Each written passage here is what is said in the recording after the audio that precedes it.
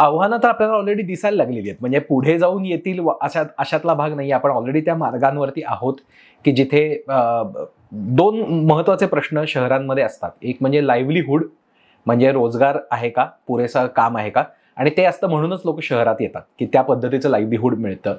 आणि शहर लिव्हेबल आहे का, राहण्यायोग्य आहे का.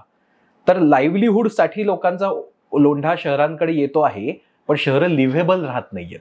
ती लिव्हेबल उरत नाहीयेत की तिथे प्रदूषणाचे प्रश्न आहेत, वाहतूक कोंडीचे प्रश्न आहेत, पाणी पुरवठा पुरेसा होणार आहे का, हा प्रश्न सगळ्यात मोठा आहे. म्हणजे पुण्यासारख्या शहराला जिथे पाणी मुबलक आहे असं कायमच म्हणलं जातं, तिथेही काही वर्षातच पाण्याचा तुटवडा जाणवणार आहे की एखाद्या वर्षी पावसाने जरा ओढ दिली की आपल्याकडे पाणी कपातीची चर्चा लगेच चालू होते आणि ते पाणी खरंच सगळ्या शहरांना पुरेल का, सगळ्या शहराला पुरेल का, असा प्रश्न निर्माण होतो. आजही पुण्याच्या काठावरचे जे उपनगरं आहेत तिथे टँकरनी पाणी पुरवठा होतो. तिथे मोठमोठ्या बिल्डिंग्स तर बांधून ठेवलेल्या आहेत, 20 मजली 25 मजली, आणि तिथे महापालिकेला पाणी पुरवठा करता येत नाही, तिथे टँकरनी पाणी जात आहे.